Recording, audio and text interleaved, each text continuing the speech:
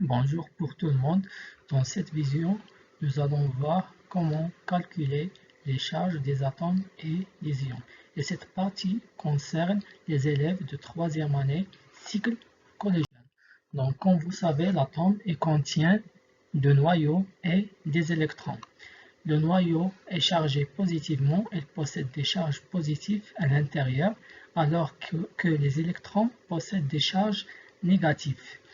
Le nombre des charges positives au noyau, toujours dans un atome, égal au nombre des charges négatives des électrons.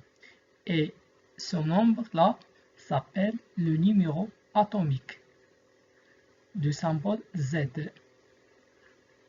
كنعملوا Z كيتسمى le numéro atomique. Pour calculer la charge du noyau, شحنة النواة toujours égale à Z fois plus E.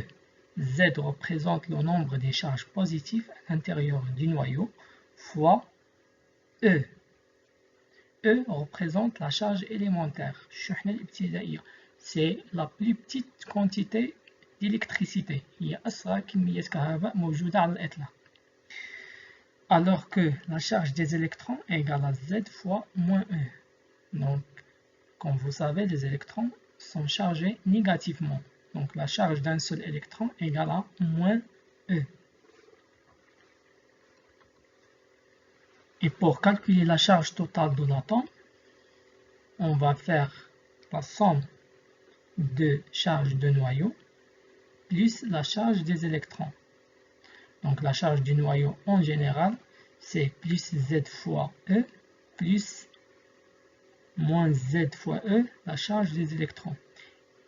La charge de l'atome est toujours nulle, égale à 0, car l'atome est électriquement neutre. C'est-à-dire que la charge du noyau est égale à l'opposé du charge des électrons. Exemple, le noyau d'atome de carbone contient 6 charges positives. Donc, à l'intérieur du noyau de l'atome de carbone, il existe 6 charges positives. Donc, la première question est de calculer la charge du noyau de cet atome. Donc, pour trouver la charge du noyau, on applique la relation qui permet de calculer la charge du noyau. Donc, la charge du noyau égale à Z fois plus E. Donc, Z représente le nombre des charges positives, égale à 6. Donc, 6 fois plus E égale à plus 6E. La deuxième question, calculer la charge des électrons de cet atome.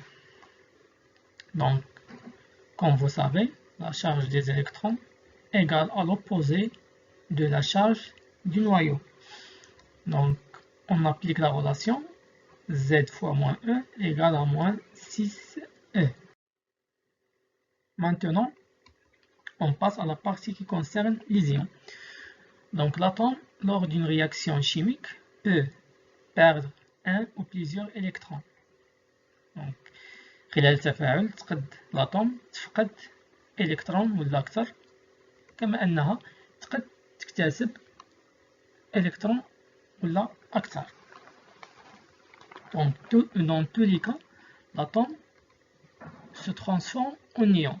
Si l'atome perd un ou plusieurs électrons, il se transforme en un ion qui possède une charge positive qu'on appelle un cation.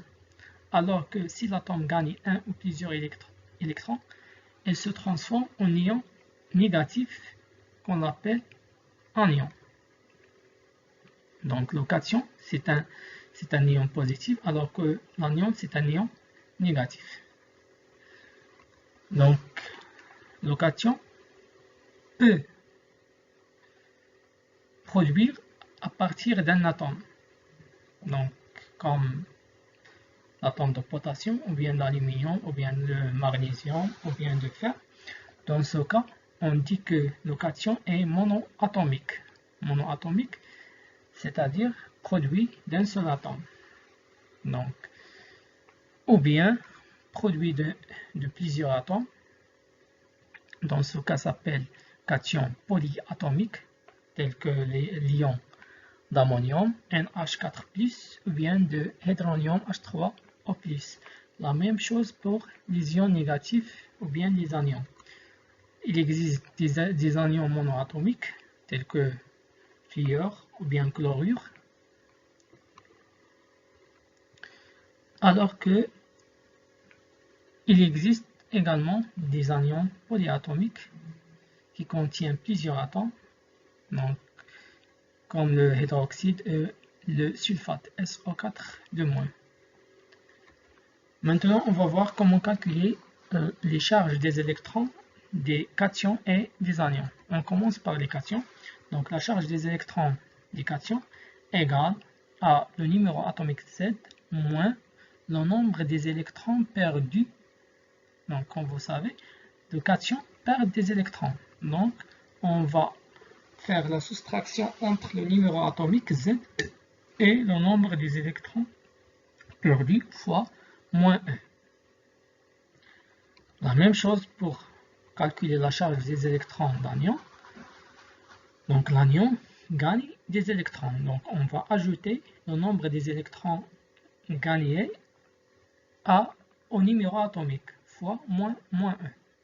Pour la charge du noyau d'ion, soit un cation ou bien un anion, la charge du noyau ne change pas.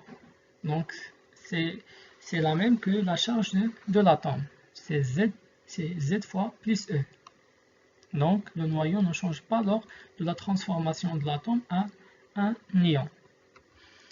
Exemple, l'atome d'oxygène peut gagner 2 électrons pour devenir un ion. Sachant que le numéro atomique de cet atome est Z égale à 8, donc la première question, donner le type de cet ion. Donc dans les données, on a l'atome d'oxygène gagne 2 électrons. Donc gagne, lorsqu'un atome gagne, il se transforme en ion négatif qu'on appelle anion. Donc le type c'est un anion. Elle est produit d'un seul atome, donc c'est un anion monoatomique. Deuxième question, donner la charge des électrons de cet ion. Donc on a un anion, donc la charge des électrons d'anion égale à Z plus le nombre des électrons gagnés. Donc l'atome d'oxygène gagne 2 électrons. Donc Z égale à 8 plus le nombre des électrons gagnés, c'est 2 fois moins E égale à moins 10 E. Et merci, à la prochaine.